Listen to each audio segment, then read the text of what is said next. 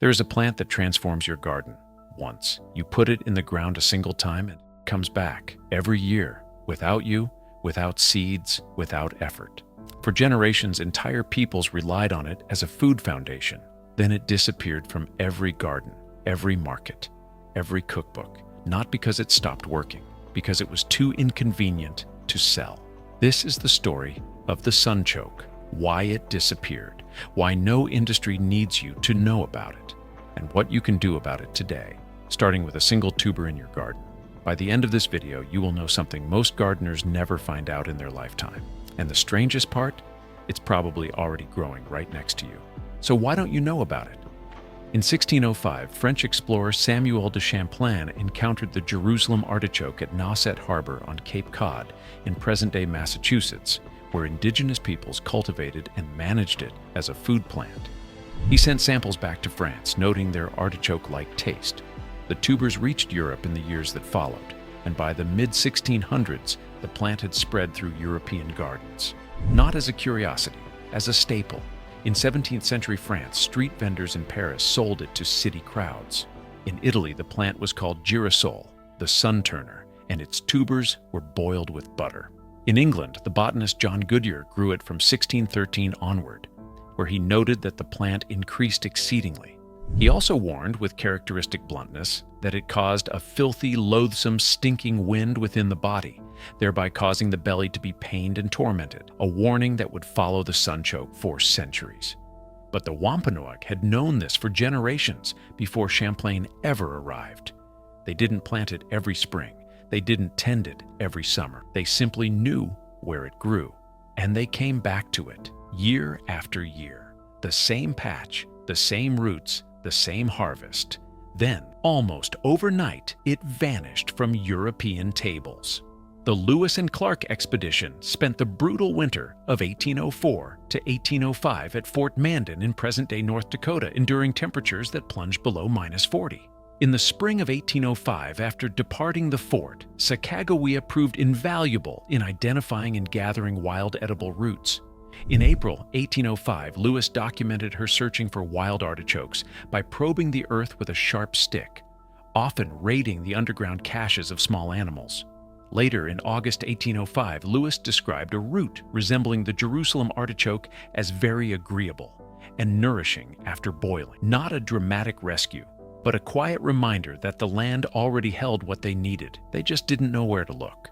1 acre of sunchokes can produce between 8,000 and 15,000 pounds of tubers under typical conditions, a remarkable yield that rivals or exceeds potato production in many conditions. And unlike wheat, it doesn't exhaust the soil. It improves soil structure, increases organic carbon, and promotes beneficial microorganisms with every passing year. That explains why Native American communities across the continent didn't just eat sunchokes. They built their food security around them. The plant was never a supplement, it was a foundation. But what nobody knew back then, or what was quietly forgotten, is what happens inside your body when you eat one. The sunchoke stores its energy not as starch, but as inulin, a prebiotic fiber that your digestive system cannot break down. That sounds like a flaw. It isn't. Inulin is a prebiotic fiber that can be fermented by gut microbes, which may influence digestive health and some metabolic markers. Effects vary by person and dose. Multiple studies have shown that inulin-rich diets significantly increase populations of bifidobacterium, the bacteria most associated with reduced inflammation and improved insulin response. For diabetics, this matters enormously. Sunchokes have a glycemic index estimated below 20, compared to 85 for a boiled potato. The same volume of food, a fraction of the blood sugar spike. This is largely because the inulin they contain is not digested as sugar at all.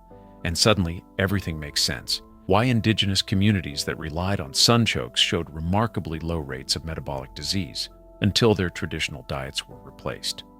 This is the moment where ancient wisdom meets modern science. The Wampanoag didn't have a word for insulin resistance, but they had a plant whose fiber profile was fundamentally different from the starch-heavy crops that replaced it. But what history found next changed everything, and not in a laboratory. In the winter of 1944, the Netherlands was starving. The Nazi occupation had systematically seized food supplies across the country. In what became known as the Hunger Winter, an estimated 18,000 to 22,000 Dutch civilians died of starvation. Throughout occupied Europe, in France, in the Netherlands, in the rural corners of the continent, families who had sunchokes growing in their gardens held a quiet advantage. These forgotten crops required no annual planting and could be dug from frozen ground throughout winter. In France, where the sunchoke's role as a wartime survival food is well documented, it sustained populations through years of scarcity when every other supply chain had collapsed. The sunchoke doesn't need you. It doesn't need your attention, your schedule, or your permission. Once it's in the ground, it returns. Every year, quietly, reliably, like a promise the earth keeps without being asked. That is not a metaphor. That is a survival mechanism, one that kept people alive when every other system had failed. And then comes the real question. Why does nobody know about this? In 1965, a California produce marketer named Frida Kaplan coined the name sunchoke, a deliberate rebranding to make the root more appealing to American consumers. The name stuck. Her company later trademarked it. The plant had been packaged, positioned as a specialty item, a seasonal curiosity for upscale grocery stores. And that is exactly the problem. The sunchoke disappeared not because of a conspiracy, but because of inconvenience. It spoils faster than a potato. Its skin is thin and difficult to clean.